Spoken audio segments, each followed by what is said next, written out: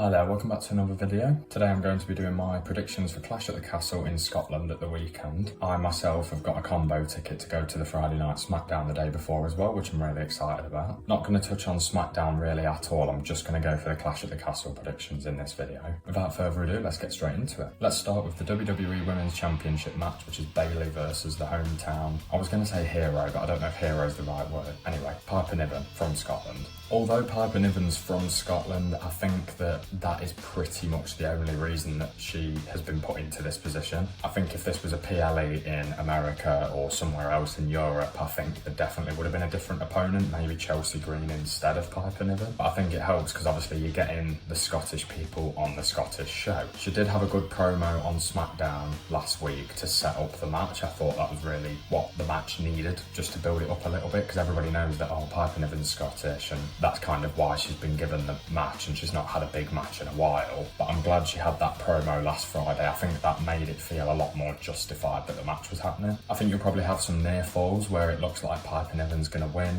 probably some interference from Chelsea Green. Maybe Naomi comes out to sort of scare Chelsea Green away, and then Bayley will probably retain the title from there. Either that or Chelsea Green might not even be out at ringside, I don't know. But for a Piper Niven match, I imagine she probably would be. I'm going to go with Bayley retaining against Piper Niven. Next, let's go for the WWE Women's Tag Team Championships. So we have a triple threat match this time around. So obviously the champions Jade Cargill and Bianca Belair versus Alba Fyre and Isla Dawn. Again, I think similar to the Piper Niven thing, because they're Scottish, they've kind of got on the programme because they've not really been on TV much since their call up from NXT last year. And Shayna Baszler and Zoe Stark. If I'm honest, I think it's hard to look past a retention for Jade and Bianca. I just don't think there's any team that right now realistically beats them. And even if somebody does, who takes the pin? Because I find it hard to see Bianca eating a pin from anyone in that match. And the way they're portraying Jade Cargill, similar to how I said in my last predictions video, I can't see her taking a pin anytime soon either. I know she took a pin against Nia Jax. Hang on, no, that's not right. She got disqualified against Nia Jax a few weeks ago. It wasn't a pin, was it? It's a shame, really, because I remember when Alba Fyre and Isla Dawn were in NXT, they were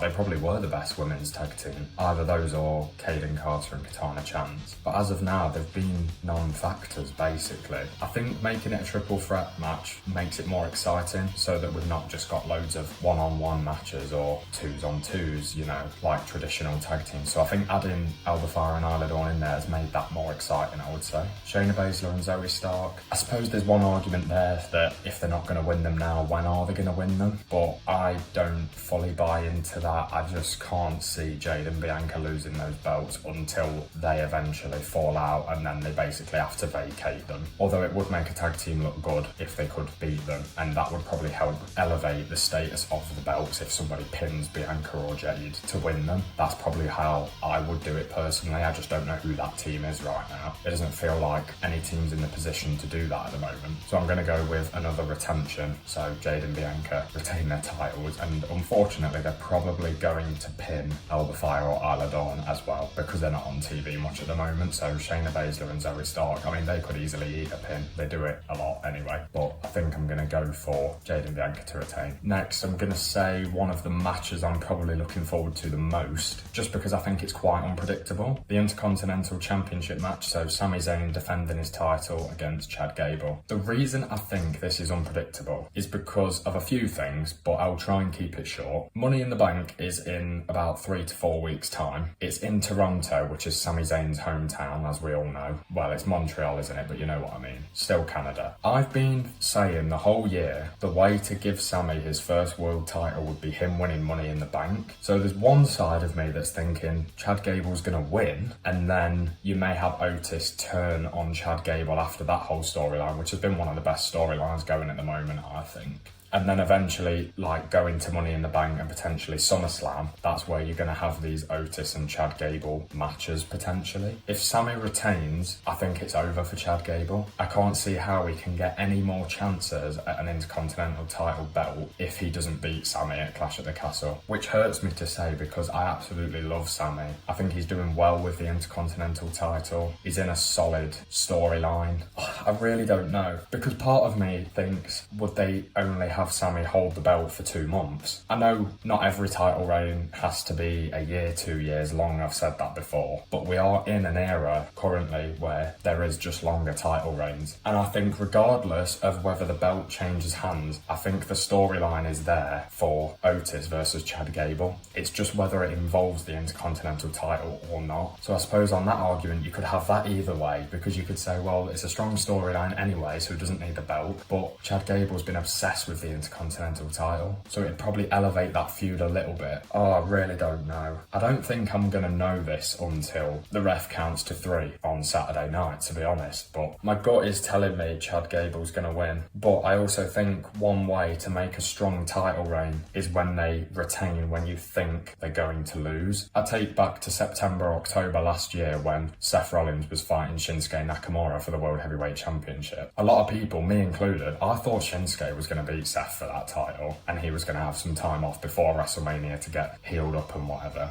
Obviously that didn't happen. In retrospect though, I think that was the right decision in the end, because then you had the better storyline going into WrestleMania with Drew winning the title before obviously the Damian Priest cash in. But obviously I'm veering away a little bit, but what I mean is I really just don't know. One thing that is definitely worth mentioning though is Chad Gable's contract. I believe, don't quote me on this, is set to expire soon. Obviously that changes everything if that's the case. With that in mind, I'm going to go with a Sami Zayn retention as well. Okay, so the next 2 matches, I think it's a toss of a coin who's going to actually main event the show. You would imagine it would be Drew versus Damian Priest because of the build-up, and it was the first match announced, and it's obviously in Scotland, which is Drew's hometown. But then part of me is thinking, when you've got Cody Rhodes and AJ Styles on the card in an I Quit match, how can that not main event? I don't know, I'm really torn.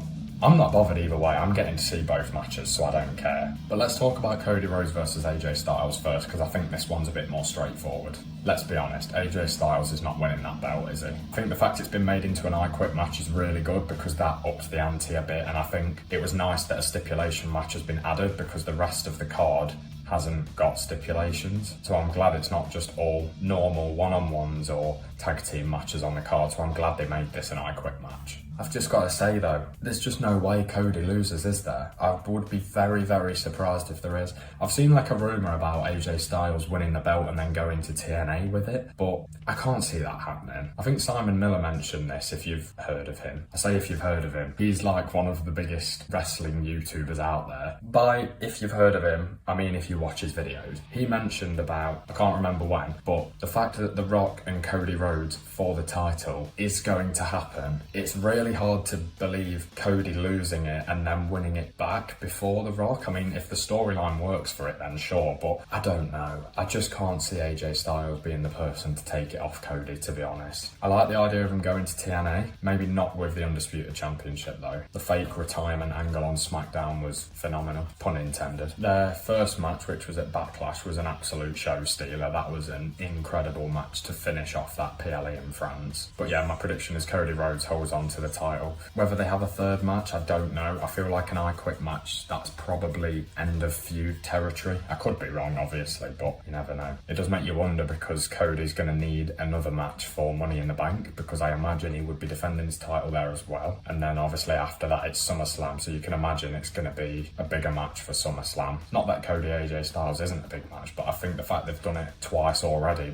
at least twice before we get to SummerSlam, makes me think it's probably not going to be a third at SummerSlam. Cody Rhodes holds on to his title. And last but not least, we've got Damian Priest versus Drew McIntyre for the World Heavyweight Championship. I am so torn on this. Not as torn as I was for Sami Zayn and Chad Gable though, I will say that. I've just got a gut feeling that Damian Priest is going to retain. I don't know if the company have deliberately done this, but I think a lot of people are putting the ideas into fans' heads that he's going to be a transitional champion and he's not going to hold on to the belt for very long. I think he's going to hold on to it longer than we thought. Let's be honest about something. The money feud in WWE right now is CM Punk versus Drew McIntyre. CM Punk hinted on Raw 2 or 3 weeks ago that if he has to show up in Glasgow, he will. To me, that tells me he's not said that for no reason. He's going to show up in Glasgow, and I think it will be to cost Drew McIntyre his match against Damian Priest. I really do think that's what's going to happen. My only worry about that is that going to get CM Punk booed? I think it could do, because it's in Scotland. It depends if they want to play on that or not. as bringing CM Punk out to cost Drew the match makes him a heel, even if it's just for that one night. But then at the same time, the thought of CM Punk versus Drew McIntyre for the World Heavyweight Championship is a very interesting prospect, isn't it? Especially when you think Seth Rollins could potentially be back to get into that scene. I think one of the matches I want to see the most is a triple threat match for the World Heavyweight Championship. So we'll get Seth versus CM Punk versus Drew. I think that could like main event SummerSlam if it wanted to, you know. That could even be a night one WrestleMania main event for next year. What I will say though about this match is this is Damian Priest's defining moment, it feels like. If he can walk away from Scotland with the title,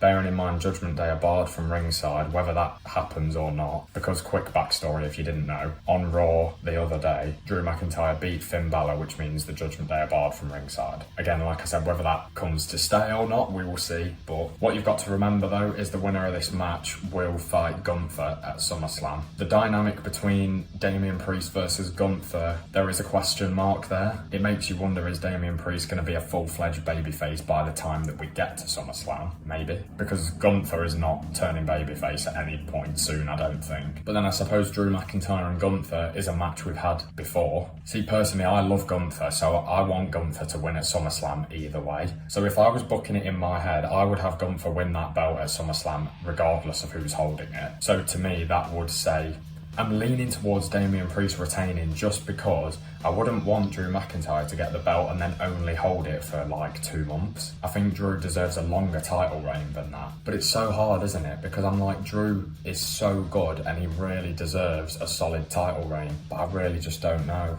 I think final predictions, I'm going to go Damian Priest retains, and I'm not 100% certain on that. I think Drew McIntyre could win. And then I've got a feeling Seth Rollins is going to return after whoever wins at SummerSlam, whether that be Gunther or Damian Priest or Drew, whoever's fighting him. I don't know. I could be wrong. Seth could be out for longer than that. So potentially a little bit of a predictable card, similar to Backlash, but that doesn't necessarily mean it's a bad thing. Like, predictable is not always a bad thing, because I've currently got it booked as that everybody retains who's putting their belt on the line, unless there's a shock in the works with Drew and Damian Priest, as I said, or Chad Gable and Sami Zayn, or even the women's tag belts, because Bianca and Jade don't have to be pinned or submitted to lose those belts. Shayna and Zoe or Alba Fire or Isla Dawn could pin each other and then they'll be the new champions, which I think, to be fair, that is a shout, because that protects Jade and Bianca because they haven't been pinned. Oh, now I really don't know. I'm going to stick with what I've said, but now that I'm thinking about it, that does make me think I've definitely got 1 or 2 wrong, because I'm wondering if there'll be a title change just to like spice up the show a little bit, because otherwise it might be very predictable. It's a shame Jey Uso's not on the card. I was really hoping to be a part of his entrance with the whole crowd, but I'd be very surprised if he gets a match added to the card this late. If I'm honest, I thought there was going to be another tag team match added, so I thought we were going to get Kevin Owens, Randy Orton, and who was the other one? I can't remember the other person now. Taking on the new version of the Bloodline with Solo, Tama Tonga, and Tangaloa. I mean, that could still be added. I'm recording this on Wednesday, and obviously there's still SmackDown on Friday, so that could be added as of yet, but we'll see. I'm not sure. Somebody said Roman's going to return at Clash at the Castle, and if that happened, I'd be very surprised. I can't see that at all. Anyway, guys, thanks for watching this video. Leave a like, comment, and subscribe. It helps me with all the engagement and stuff. Give me your predictions for Clash at the Castle down below in the comments. I can't wait to go. I'm very excited. But yeah, thanks for watching.